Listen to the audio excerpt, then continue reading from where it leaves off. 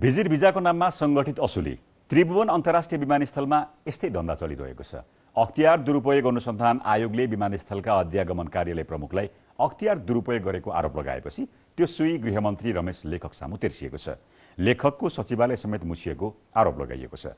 यसबारे गृह मन्त्रालयले प्रेस विज्ञप्ति जारी गर्दै खण्डन गरेको छ। तर जे होस्, औँला उठेपछि राजीनामा दिनुपर्ने गृहमन्त्री लेखकलाई नैतिक दबाव परेको छ।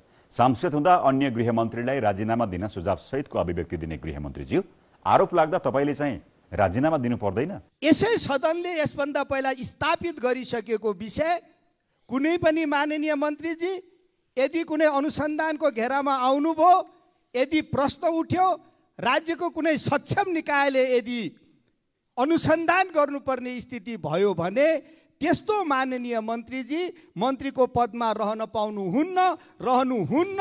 त्यसकारण उहाँले राजीनामा गर्नुपर्छ भन्ने कुरा पनि हामीले उठाउँदै आएका छौँ। यो 2080 साल चैत 6 मा रमेश लेखकले संसदमा गृहमन्त्रीको राजीनामा माग्दा दिनुभएको अभिव्यक्ति हो।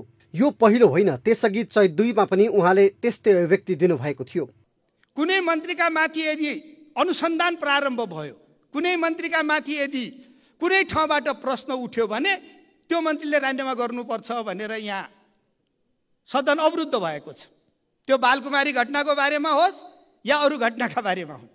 अब मेरो आशा के छ भने अब नियुक्त भएर आउनुभएका मन्त्रीहरू कुनै पनि ठाउँबाट कुनै पनि किसिमको अनुसन्धानको दायराभित्र नपरेका होलान् भन्ने मैले आशा गरिरहेको छु। यदि परेका छन् भने अनि त्यसपछि सदन के हुन्छ भन्ने कुराको जवाब पनि प्रधानमन्त्रीले दिँदा राम्रो हुन्छ भन्ने पनि मेरो आग्रह छ। अनि 2080 फागुन 24 मा पनि कुनै पनि माननीय मन्त्रीजी यदि कुनै पनि अनुसन्धानको दायराभित्र छानबिनको घेराभित्र पर्नु भएको छ र राज्य त्यो ढङ्गले अगाडि बढ्नुपर्ने स्थिति छ भने त्यस्तो माननीय मन्त्रीजीलाई आफ्नो पदमा बसिराख्ने हक हुँदैन भन्ने कुरा स्थापित छ।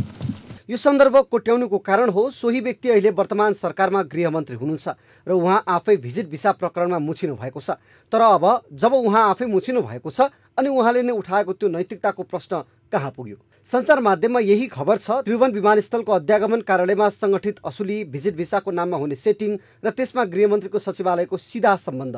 अख्तियारले अन्डरकभर अपरेसनबाट प्रमाण जुटाएर सहसचिव तीर्थराज भट्टराईलाई नियन्त्रणमा लियो। त्यो पनि गृहमन्त्रीको रोजाइमा अध्यागमन प्रमुख बनाइएको मान्छे भन्ने सार्वजनिक भएको छ। उहाँलाई सरुवा गर्ने निर्णय अख्तियारले छापा मार्न लागेपछि भएको आरोप छ। यो संयोग मात्रै हो र? यसमा गृहमन्त्रीसँग सम्बन्ध भएका बिचौलिया, सचिवालयका कर्मचारी, विगतमा अध्यागमनमा सेटिङ गर्ने अधिकृतसम्म जोडिएको प्रमाण सार्वजनिक भइसकेको छ। सचिवालयमा कार्यरत व्यक्तिहरूको नाम खुलेर आएको छ।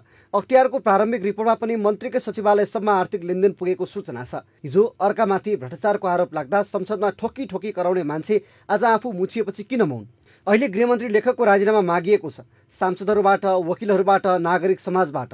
प्रधानमन्त्री कार्यालयमा उजुरी परेको छ। सर्वोच्च अदालतमा रिट परेको छ। तर उहाँ अझै कुर्सीमा टाँसिनु भएको छ। यो नैतिक हो त? गृह मन्त्रालय देशको संवेदनशील अङ्ग हो। यो मन्त्रालय भित्रैबाट मानव तस्करी, घुस, असुली र सेटिङको संरचना बन्न थालेको छ भने त्यसको राजनीतिक जिम्मेवारी मन्त्रीको नपर्ने? सहसचिवले सेटिङ गर्छ, सचिवालयसम्म पैसा पुग्छ, सरुवा र नियुक्ति मन्त्रीको सिफारिसमा हुन्छ अनि मन्त्री चुप लागेर बस्न मिल्छ।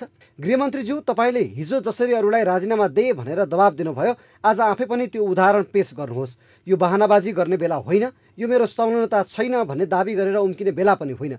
जब सचिवालय मुछिन्छ त्यो मन्त्रीको जिम्मेवारी हो। यो विषय केवल कानुनी अनुसन्धानको कुरा मात्र होइन, यो नैतिकताको प्रश्न हो। यति ठूलो प्रकरणमा नाम जोडिएपछि मन्त्रीको पदमा बसिरहनु नै लोकतन्त्रको अपमान हो।